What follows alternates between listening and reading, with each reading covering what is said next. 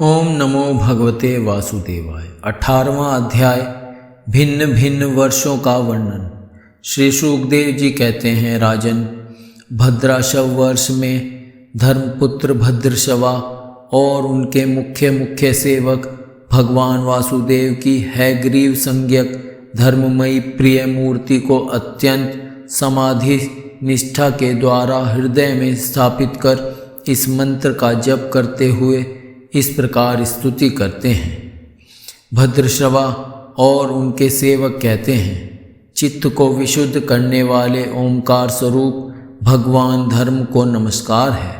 अहो, भगवान की लीला बड़ी विचित्र है, जिसके कारण यह जीव संपूर्ण लोकों का संहार करने वाले काल को देखकर भी नहीं देखता और तुच्छ विषयों का सेवन करने के लिए पापमय विचारों की उधेड़ बुन में लगा हुआ अपने ही हाथों अपने पुत्र और पिता आदि की लाश को जलाकर भी स्वयं जीते रहने की इच्छा करता है।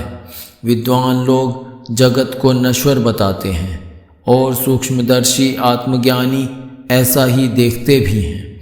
तो भी जन्म रहित प्रभो, आपकी माया से लोग मोहित हो जाते हैं। आप अनादि हैं तथा आपके कृत्य बड़े विस्मयजनक हैं। मैं आपको नमस्कार करता हूँ। परमात्मन, आप अकर्ता और माया के आवरण से रहित हैं। तो भी जगत की उत्पत्ति, स्थिति और प्रलय ये आपके ही कर्म माने गए हैं। सो ठीक ही है, इसमें कोई आश्चर्य की बात नहीं है, क्योंकि सर्वात्म रूप से आप ही संपूर्ण कार्यों के कारण हैं और अपने शुद्ध स्वरूप में इस कार्य कारण भाव से सर्वथा अतीत हैं।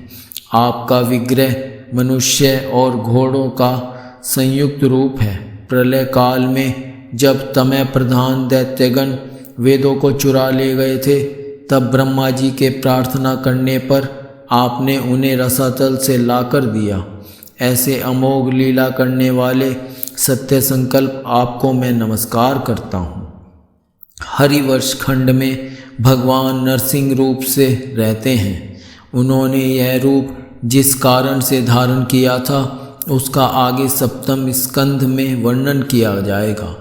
भगवान के उस प्रिय रूप की महाभागवत प्रहलाद जी उस वर्ष के अन्य पुरुषों के सहित निष्काम एवं अनन्य भक्ति भाव से उपासना करते हैं।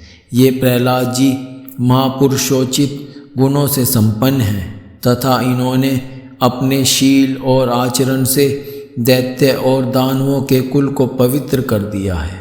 वे इस मंत्र तथा स्तोत्र का जप पाठ करते हैं। ओंकार स्वरूप भगवान श्री नरसिंह देव जी को नमस्कार है। आप अग्नि आदि तेजों के भी तेज हैं। आपको नमस्कार है। हे वज्रनक, हे वज्रदृष्टन, आप हमारे समीप प्रकट होइए। हमारी कर्म वासनाओं को जला डालिए।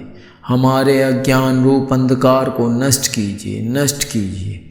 ओम स्वाहा, हमारे अंतःकरण में अभयदान देते हुए प्रकाशित होइए।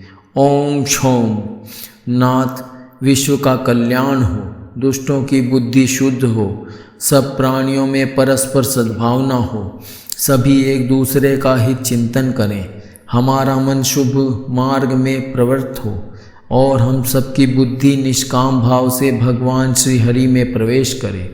प्रभो, घर, स्त्री, पुत्र, धन और भाई बंधुओं में हमारी आसक्ति न हो। यदि हो तो केवल भगवान के प्रेमी भक्तों में ही। जो संयमी पुरुष केवल शरीर निर्वाह के योग्य अन्न आदि से संतुष्ट रहता है, उसे जितना शीघ्र सिद्धि प्राप्त होती है, वैसी इंद्रिय लोलुप पुरुष को नहीं होती। उन भगवत भक्तों के संग से भगवान के तीर्थ तुल्य पवित्र चरित्र सुनने को मिलते हैं, जो उनकी असाधारण शक्ति एवं प्रभाव के सूचक होते हैं। उनका बार बार सेवन करने वालों के कानों के रास्ते से भगवान हृदय में प्रवेश कर जाते हैं और उनके सभी प्रकार के दैहिक और मानसिक मलों को नष्ट कर देते हैं। फिर भला उन भगवत भक्तों का संग कौन न करना चाहेगा, जिन पुरुष की भगवान में निष्काम भक्ति है उसके हृदय में समस्त देवता धर्म ज्ञान आदि संपूर्ण सद्गुणों के सहित सदा निवास करते हैं। किंतु जो भगवान का भक्त नहीं है उसमें महापुरुषों के वे गुण आ ही कहाँ से सकते हैं। वह तो तरह तरह के संकल्प करके निरंतर तुच्छ बाहरी विषयों की ओर ही दौड़ता रहता है। जैसे मछलियों को जल अत्यंत प्रिय उनके जीवन का आधार होता है, उसी प्रकार साक्षात श्री हरि ही समस्त देहधारियों के प्रियतम आत्मा हैं।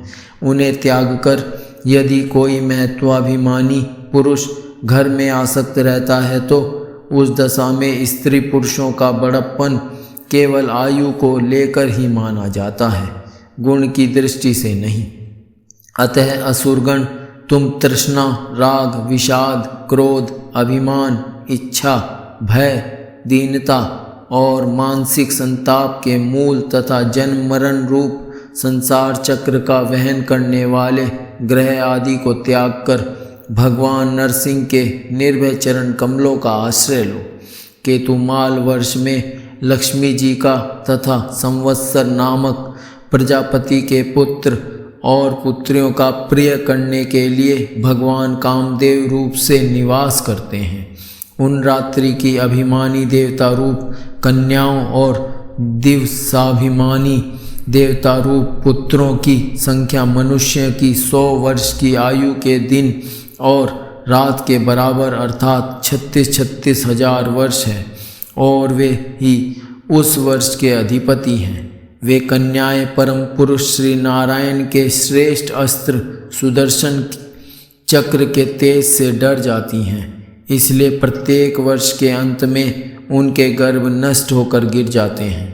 भगवान अपने सुललित गति विलास से सुशोभित मधुर मधुर मंद मुस्कान से मनोहर लीलापूर्ण चारु चितवन से कुछ उजके हुए सुंदर भ्रूमंडल की छबीली छटा के द्वारा वंदनारविंद का राशि राशि सौंदर्य उड़ेल कर सौंदर्य देवी श्री लक्ष्मी को अत्यंत आनंदित करते और स्वयं भी आनंदित होते रहते हैं।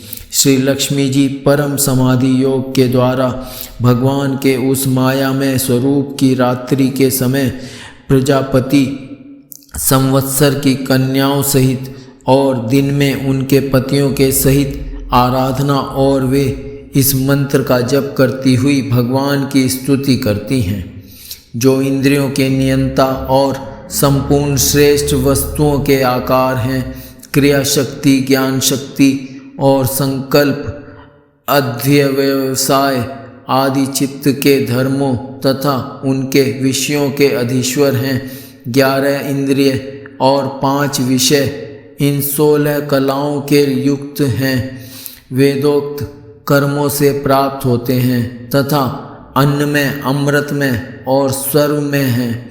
उन मानसिक, इंद्रियक एवं शारीरिक बल स्वरूप परम सुंदर भगवान कामदेव को ओम ह्राम ह्रीम हूम इन बीज मंत्रों के सहित सब ओर से नमस्कार है।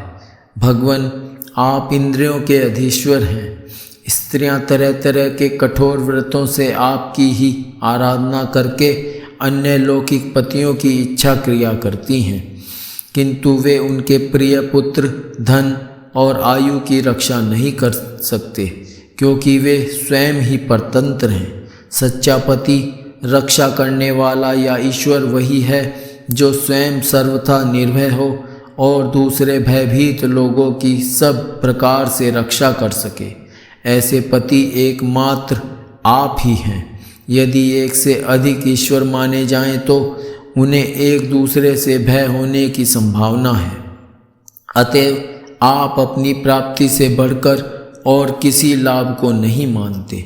भगवान, जो स्त्री आपके चरण कमलों का पूजन ही चाहती है और किसी वस्तु की इच्छा नहीं करती, उसकी सभी कामनाएं पूर्ण हो जाती हैं, किंतु जो किसी एक कामना को लेकर आपकी उपासना करती है उसे आप केवल वही वस्तु देते हैं और जब भोग समाप्त होने पर वह नष्ट हो जाती है तो उसके लिए उसे संतप्त होना पड़ता है। अजीत, मुझे पाने के लिए इंद्रिय सुख के अभिलाषी ब्रह्मा और रुद्र आदि समस्त सुरासुरगण घोर तपस्या करते रहते हैं, किंतु आपके चरण कमलों का आश्रय लेने वाले भक्त के सिवा मुझे कोई पा नहीं सकता, क्योंकि मेरा मन तो आप में ही लगा रहता है। अच्युत, आप अपने जिस वंदनीय कर कमल को भक्तों के मस्तक पर रखते हैं उसे मेरे सिर पर भी रखिए। वरेण्य, आप मुझे केवल श्री लांछन रूप से अपने वक्ष स्थल में ही धारण करते हैं, सो आप सर्वसमर्थ हैं। आप अपनी माया से जो लीलाएं करते हैं उनका रहस्य कौन जान सकता है। रम्यक वर्ष में भगवान ने वहाँ के अधिपति मनु को पूर्व काल में अपना परम प्रिय मत्स्य रूप दिखाया था।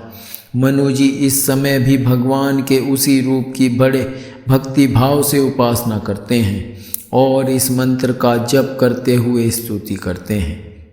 सत्व प्रधान मुख्य प्राण, सूत्रात्मा तथा मनोबल, इंद्रिय बल और शरीर बल, ओंकार पद के अर्थ सर्वश्रेष्ठ भगवान महामत्स्य को बार बार नमस्कार है। प्रभु, नट जिस प्रकार कठपुतलियों को नचाता है उसी प्रकार आप ब्राह्मण आदि नामों की डोरी से संपूर्ण विश्व को अपने अधीन करके नचा रहे हैं। अतः आप ही सबके प्रेरक हैं। आपको ब्रह्मादि लोकपालगण भी नहीं देख सकते, तथापि आप समस्त प्राणियों के भीतर प्राण रूप से और बाहर वायु रूप से निरंतर संचार करते रहते हैं। वेद ही आपका महान शब्द है।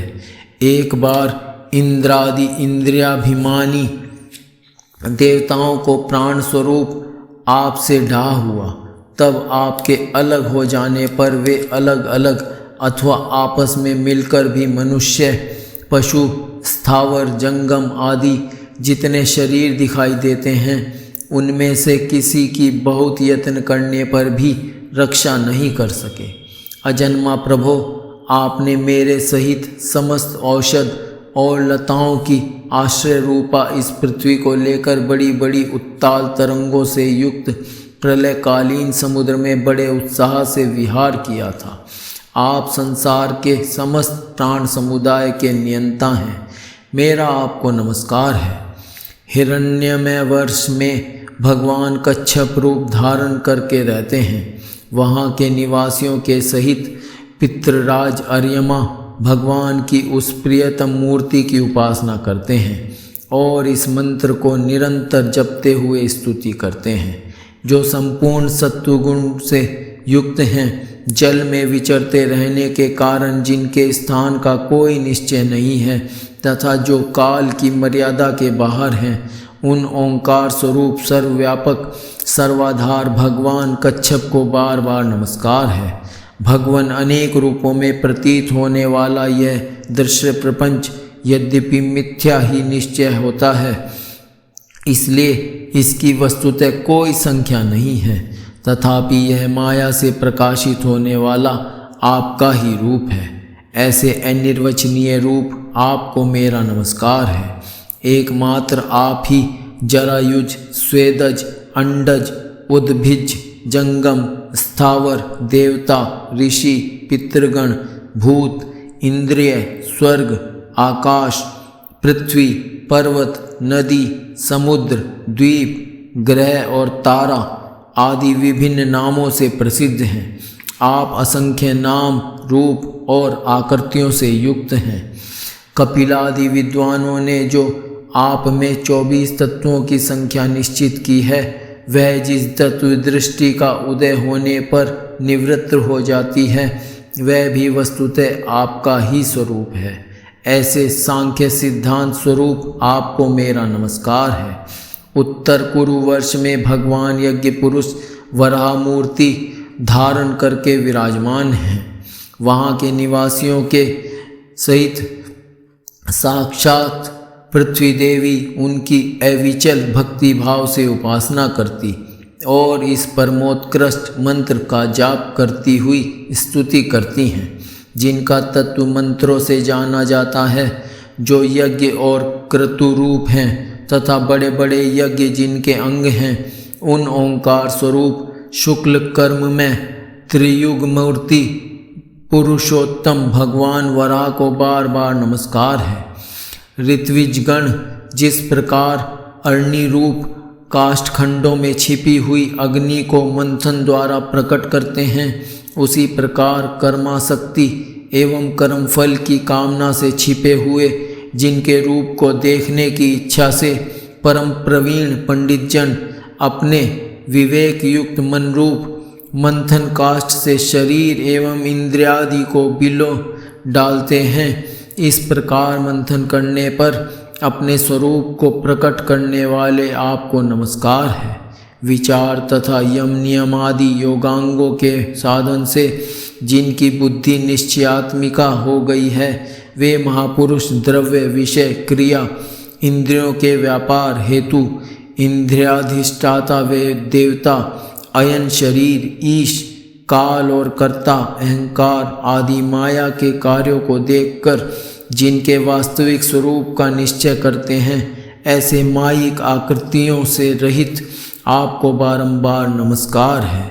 जिस प्रकार लोहा जड़ होने पर भी चुंबक की सन्निधि मात्र से चलने फिरने लगता है, उसी प्रकार जिन सर्वसाक्षी की इच्छा मात्र से जो अपने लिए नहीं बल्कि समस्त प्राणियों के लिए होती है, प्रकृति अपने गुणों के द्वारा जगत की उत्पत्ति स्थिति और प्रलय करती रहती है, ऐसे संपूर्ण गुणों एवं कर्मों के साक्षी आपको नमस्कार है। आप जगत के कारणभूत आदि सूकर हैं। जिस प्रकार एक हाथी दूसरे हाथी को पछाड़ देता है, उसी प्रकार गजराज के समान क्रीड़ा करते हुए आप युद्ध में अपने प्रतिद्वंदी हिरण्याक्ष दैत्य को दलित करके मुझे अपनी दाढ़ों की नोक पर रखकर रसातल से प्रलय पयोधि के बाहर निकले थे। मैं आप सर्वशक्तिमान प्रभु को बार बार नमस्कार करती हूँ।